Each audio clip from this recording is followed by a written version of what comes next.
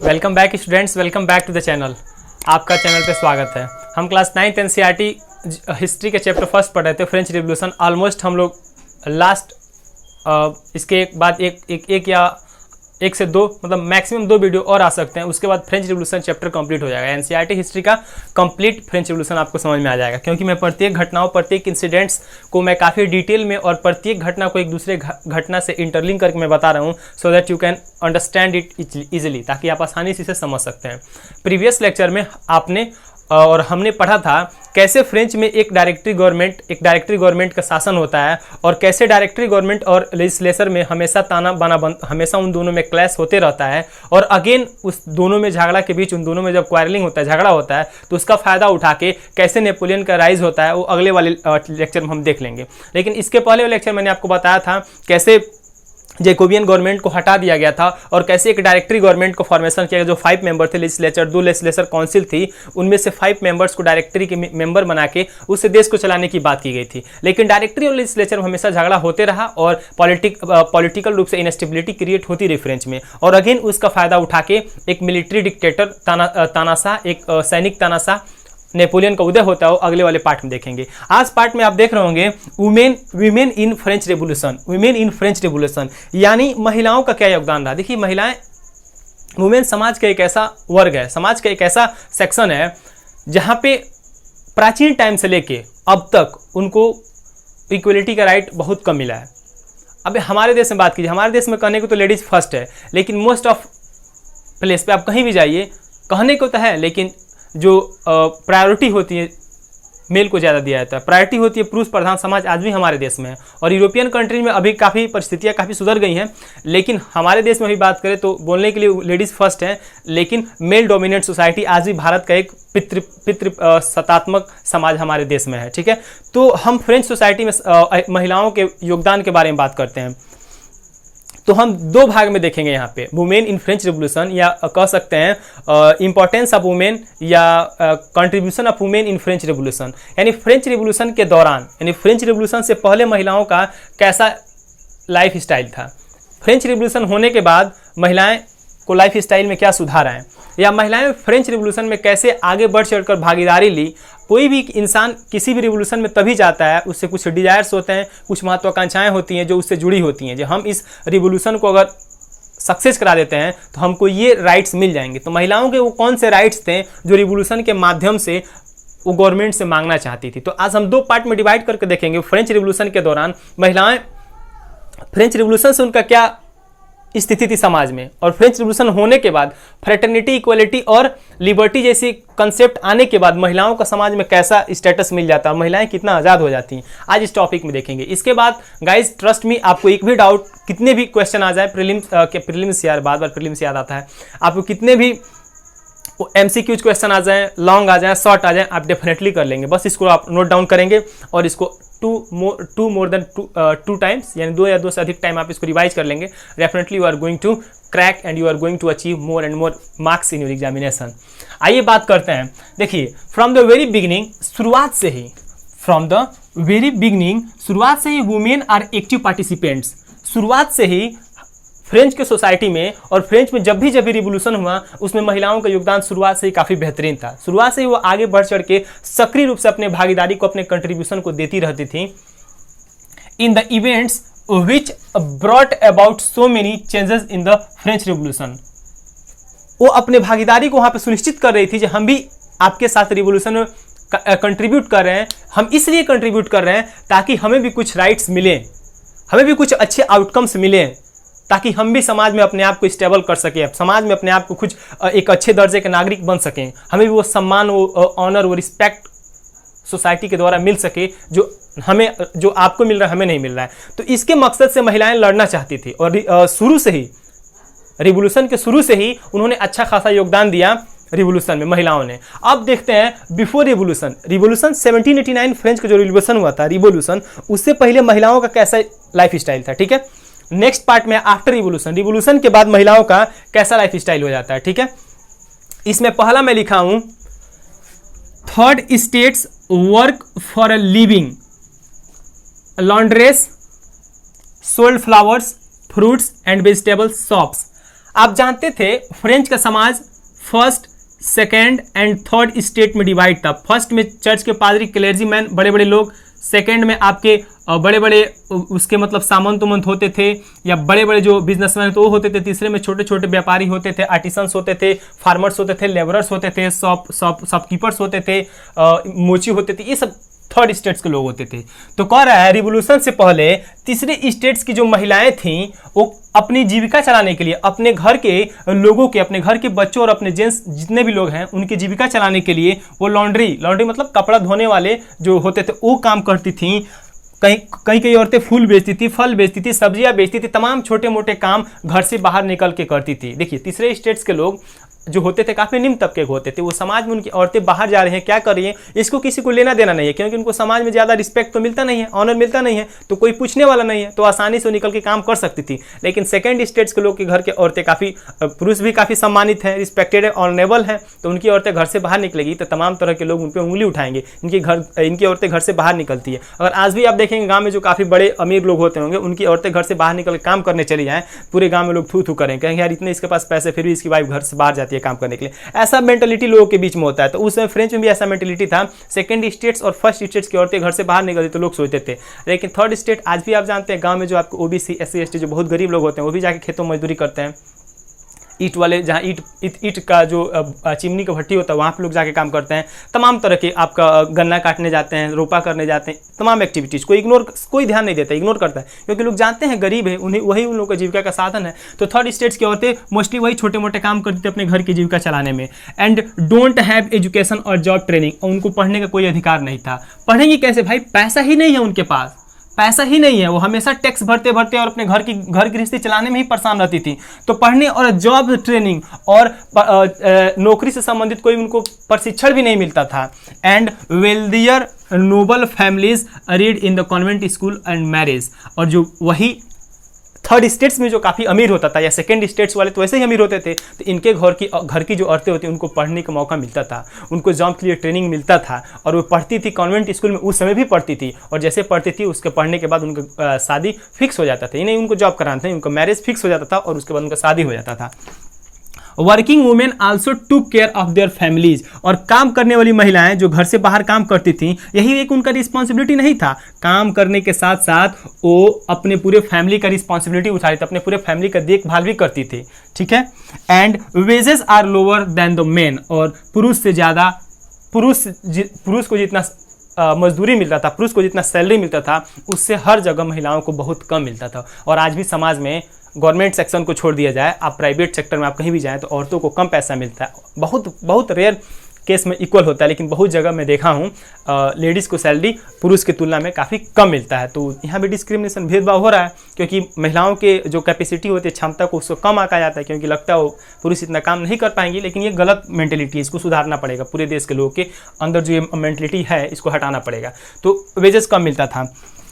In order to discuss and voice their interest, started their own political clubs and newspapers। वो भी चाहती थी हम राजनीतिक रूप से समाज में बढ़ चढ़ के भागीदारी लें, और प्रत्येक इशू पे, देश में कोई भी इशू हो रहा है, कोई भी मुद्दा हो रहा है, तो उस पर हम अपना स्टैंड रखें, उस पर हम बोलें, विचार करें, बातें करें। और धीरे धीरे वो लोग न्यूज़पेपर भी जो पढ़ी लिखी होती थी थर्ड स्टेट्स में, वो भी पढ़ने लगती थी, न्यूज़पेपर पढ़ती थी, और धीरे धीरे कुछ औरतें थी पॉलिटिकल क्लब का फॉर्मेशन करने लगी। बिफोर रिवोल्यूशन से पहले कुछ पॉलिटिकल क्लब्स, अपने औरतें, पढ़ी लिखी औरतों की इकट्ठा करके एक राजनीतिक संगठन का उन्होंने इस्टेब्लिशमेंट किया।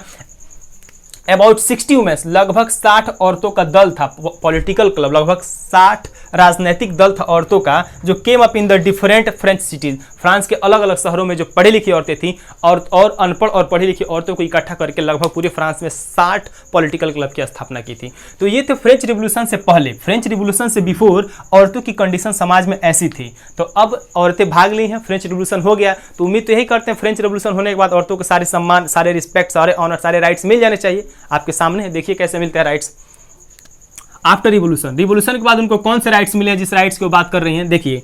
वुमेन वर डिसअपॉइंटेड, औरतें निराश हो गई, औरतें उदास हो गई। क्यों उदास हो गई? उनको तो उम्मीद था जिस राइट्स के लिए हम लड़ रहे हैं, 1789 के रिवोल्ट किए हैं, हमको नहीं मिला, वो उदास हो गई। क्यों उदास हो गई? आप जानते हैं 1791 में जो कॉन्स्टिट्यूशन का फॉर्मेशन किया गया था उसमें औरतों को पैसिव सिटीजन माना गया। 25 साल की वो औरतें 25 साल से ज़्यादा हैं, अगर टैक्स नहीं दे रही हैं या टैक्स दे भी रहे हैं तो औरतों और बच्चों को पैसिव सिटीजन माना गया, क्योंकि उन्हें वोट देने का अधिकार नहीं था। यदि आप वोट देने का अधिकार नहीं है तो आप पॉलिटिकल रूप से आप इंसान कहलाएंगे ही नहीं। आप वोट ही नहीं दे रहे हैं, राजा अपने देश के जो मेन है उसमें भागीदारी ही नहीं ले रहे हैं, तो उसमें आपका नागरिक होने से फायदा ही क्या है? तो औरतों और बच्चों को पैसिव सिटीजन मिला गया था। भाई इसी के लिए तो हम लड़ रहे थे ना, इसी के लिए हम लड़ रहे थे, यही हमको नहीं मिला तो क्या फायदा हुआ हमें लड़ने का?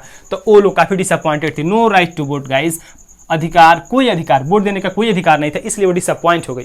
डिसअपॉइंट होने की बात है भाई, आप पढ़ रहे हैं 24 घंटा या 18 घंटा पढ़ रहे हैं, एक साल लगातार पढ़ रहे हैं, उसके बाद एग्जाम देते हैं, फिर आपके साथ एग्जाम हॉल में कोई लोचा हो जाता है और आपका मार्क्स 50% आ जाता है, तो डेफिनेटली आपके साथ भी वही होगा। ठीक है, रिवोल्यूशनरी गवर्नमेंट आप जानते हैं 1789 में हटा दिया जाता है और लुई 16वां का शासन हटा के रिवोल्यूशनरी गवर्नमेंट बनाया जाता है। तो revolutionary government introduce laws helped with the creation of state school made compulsory for all girls. ये काम अच्छा किया था 1789 के जो लुई 16वां का जो शासन था उसको हटा के ये काम अच्छा किया गया था। क्या अच्छा किया गया था? रिवोल्यूशनरी गवर्नमेंट द्वारा औरतों के लिए स्कूल बनाया गया, लड़कियों के लिए स्कूल बनाए गए, कॉलेजेस बनाए गए, and colleges were very compulsory for the each and every girls. और कॉलेजेस और स्कूल सारे लड़कियों के लिए अनिवार्य बना दिया गया ताकि औरतें, लड़कियां अब स्कूल में जाके पढ़ सकेंगे। ये कुछ अच्छा काम किया गया। ठीक है, यहाँ पे जो नहीं था यहाँ पे हो गया। गुड, आगे बढ़ते हैं।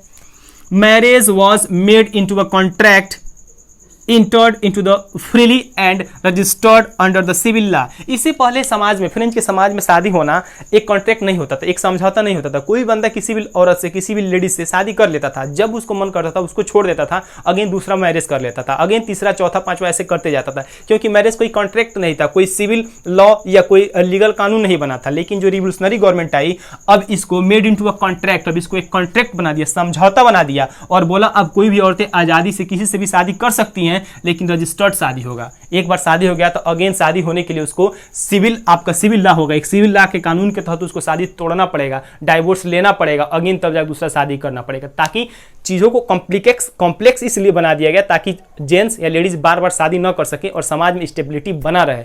ठीक है, तो ये भी काफी अच्छे सुधार माने जा सकते हैं। ठीक है, जो हमारे देश में अभी भी है। ठीक, struggle for equal political rights continued. अब बताइए, पॉलिटिकल राइट्स जो सबसे मेन होता है, हम मानते हैं राजशाही मोनार्की सिस्टम को हटा के आप कॉन्स्टिट्यूशनल मोनार्की लाते हैं, लेकिन कॉन्स्टिट्यूशनल मोनार्की संविधान बन रहा है, उसमें हमारा कोई योगदान नहीं है, जबकि हम भी समाज के एक सेक्शन, हम भी समाज के एक वर्ग हैं, एक समाज के एक अंग हैं, लेकिन आप हमको नहीं दिए हैं। तो जाहिर से बात हम उसके लिए लड़ेंगे ही, हम ऑब्वियसली यार लड़ेंगे। तो ये औरतें लड़ रही थी, अभी भी लड़ रही थी पॉलिटिकल राइट्स के डिमांड के लिए, अभी भी औरतें लड़ रही थी जी हमें we want our political rights to form a government या to be the part of formation of government, ताकि जो सरकार बन रही है उसका भी हम लोग अंग हों, एक पार्ट हों। समझ रहे कि नहीं? तो ये औरतें चाह रही थी और लड़ रही थी। आगे इनका रिवोल्यूशन और आगे इनका जो पॉलिटिकल जो स्ट्राइक था कंटिन्यू रहा। रेन ऑफ टेरर आप जानते हैं, जो रेन ऑफ टेरर आया, ये जो रिवोल्यूशनर कॉन्स्टिट्यूशनल जो मोनार्की आया था उसके हटाने के बाद रेन ऑफ टेरर वाला काल आया था, जो जैकोबियन गवर्नमेंट की जो बना था मेराबियो का। वो रेन ऑफ टेरर वाले काल में औरतों के साथ काफी बुरा हुआ। बैंड द क्लब, जितने 60 यहाँ पे पॉलिटिकल क्लब गवर्नमेंट औरतें बनाई थी उसको बैन कर दिया गया, और उसके साथ साथ बहुत से औरतों को जेल में बंद कर दिया गया और बहुत से औरतों को गिलेटिन पे लटका के उनके सिर को काट दिया गया, सिर को कलम कर दिया गया। क्यों? क्योंकि वो औरतें हैं, वो पॉलिटिकल क्लब्स नहीं बना सकती हैं, वो पॉलिटिकल राइट्स की बात कर ही नहीं सकती। क्यों? क्योंकि वो औरतें हैं, उनका काम सिर्फ घर में रहना है और उससे ज़्यादा नहीं। इतनी गंदी शासन थी the reign of terror, Jacobin जो गवर्नमेंट बना था रोबिस्पियर का, इतनी घटिया और नीच शासन, निहायती इडियट शासन उसका था। तो उसमें औरतें जो पॉलिटिकल जो क्लब औरतें जो 60 बनाई थी उसको बैन कर दिया गया, और उसके साथ साथ उसके औरतों को जो उसमें थी पॉलिटिकली रूप से एक्टिव थी, राजनीतिक रूप से सक्रिय थी, आगे बढ़ चढ़ के भाग ले रही थी, उनको गिलेटिन पे लटका दिया गया, उनको मौत के घाट उतार दिया गया। ये काफी गंदा और विभत्स रूप हुआ था आफ्टर फ्रेंच रिवोल्यूशन के बाद। ये रिवोल्यूशनरी गवर्नमेंट आई जैकोबियन वाला, उसमें हुआ था। एंड मेनी वर अरेस्टेड, और बहुत से औरतों को जेल में बंद कर दिया गया और लाइफ टाइम उम्र कैद की सजा दे दी गई। दैट्स वेरी वेरी बैड, बहुत गंदी हालत। इट वॉज 1946, हमें तो बहुत गर्व फील होता है इंडिया पे यार। हम लोग जब आज़ाद हुए 1947 में, 1947 में जैसे ही हम आज़ाद हुए, 1950-51 में हमारे देश का पहला जो आम चुनाव हुआ था, जो प्रधानमंत्री के लिए पूरे देश के लोग वोट दिए थे 18+, उसमें शायद 18+ या 21+ था, एग्जैक्ट एज नहीं याद है। उसमें हम आज़ादी के तुरंत बाद, जैसे हम 1947 में आज़ाद हुए थे और 1951 में हमारे यहाँ जो वोट हुआ था, उस तुरंत 1947 में ही हम औरतों को वोट देने का अधिकार दे दिए थे। जैसे हमारा देश आजाद हुआ, जैसे हम गुलामी की जंजीरों से निकलते हैं, जैसे ही हम अंग्रेजों से छुटकारा पाते हैं, तैसे हम औरतों को तुरंत वोट देने का अधिकार देते थे, तुरंत वोट देने का अधिकार दिए हैं। 1 साल भी हमने लेट नहीं किया। पहला आम चुनाव में औरतें हमारी वोट दे सकती थी, लेकिन बहुत हमें ये आपको जान के ताजुब होगा, जो फ्रेंच 1789 में, जो फ्रेंच 1789 में हमसे 200 साल पहले आजाद हुआ था, 200 साल पहले एक डेमोक्रेटिक देश बना था, वो बदतमीज 1946 में जाके अपने देश के औरतों को वोट देने का अधिकार देता है। जो देश 1789 में लगभग 150-200 साल के अंतर में जो देश आजाद हुआ, 150 साल में आजाद पहले हो चुका है, वहां से औरतें संघर्ष करी, हमको वोट देने का अधिकार दीजिए, राइट टू वोट हमें दीजिए। वो जाके 1946 में उनको वोट देने का अधिकार मिलता है, और हम 1946 में गुलाम थे। जैसे ही हम आजाद हुए वैसे ही हमने अपने यहाँ औरतों को वोट देने का अधिकार देखिए। है ना ताजुब की बात। इसलिए हमारा देश आज भी महान है, और इतने डाइवर्स लोग होने के बावजूद भी हम एक हैं, और इतना बड़ा कंट्री है फिर भी कोई डिस्प्यूट नहीं होता है। तो want to right to vote, यानी 1946 में फ्रेंच की औरतें वोट देने का अधिकार पाएं। इवन ये तो फ्रेंच में बात कर रहा हूं, अमेरिका में भी यार इसी के आसपास, अमेरिका भी आजाद हुआ 1776 में। America got freedom in 1776 but did not give right to vote to the women. औरतों को वोट देने का अधिकार वो भी 1776 में ही दिए। वो भी इतने पहले आजाद हुए थे। वो भी आजाद कब वोट दिए? 1950 के आसपास वो भी वोट दिए, औरतों को वोट देने का अधिकार दिए। इतने अद्भुत अद्भुत देश हैं जो आज बहुत पावरफुल अपने आप को कह रहे हैं, निहायत रह चुके हैं वो। ठीक है, अभी काफ़ी पावरफुल हैं, ठीक है, अच्छी बात है, लेकिन इनसे काफ़ी हम बेहतर हैं। जैसे आज़ाद हुए, हमारे यहाँ राइट टू इक्वलिटी है, आज भी औरतें इक्वल हैं, और आज भी पार्टिसिपेंट हैं हर चीज़ में। आप गवर्नमेंट सेक्टर हो, प्राइवेट सेक्टर, एवरीवेयर। थोड़ा सा दिक्कतें हैं, आज भी समाज में मेल डोमिनेंट सोसाइटी है, लेकिन हाँ, अगर औरतें बढ़ चढ़ के भागीदारी लेंगी, प्रत्येक क्षेत्र में पढ़ लिख के अपने आप को स्टेबल बनाएंगी, तो डेफिनेटली हम औरतों पुरुष से आगे निकल जाएंगे, और निकल भी रही हैं। देखिए भारत में सुनीता विलियम्स, और आपका इंटरनेशनल स्तर पर मलाला यूसुफजई, बहुत से औरतें हैं। बहुत नाम गिनवाऊँ तो बहुत ज़्यादा हो जाएंगे। ठीक है, तो इसलिए आप पढ़िए, अगर लेडीज़ हैं, फीमेल हैं, तो आप पढ़िए, अपने स्टेटस को चेंज करने की कोशिश कीजिए, नहीं तो समाज आपको जीने नहीं देगा। कहीं भी रहिएगा दब के रहिएगा, दूसरे के नीचे रहिएगा। तो कोशिश कीजिए अपने स्टेटस को इतना ऊपर बढ़ा ले ताकि कोई आपके ऊपर हो ही ना। तो उसके लिए एक ही ऑप्शन है, आप अपने आप को स्टेबल करने के लिए अधिक से अधिक स्टडी कीजिए, अधिक से अधिक स्टडी कीजिए, जितना हो सके उतना स्टडी कीजिए, ताकि आप अपने स्टेटस को सुधार सके। Okay, bye, thank you and take care.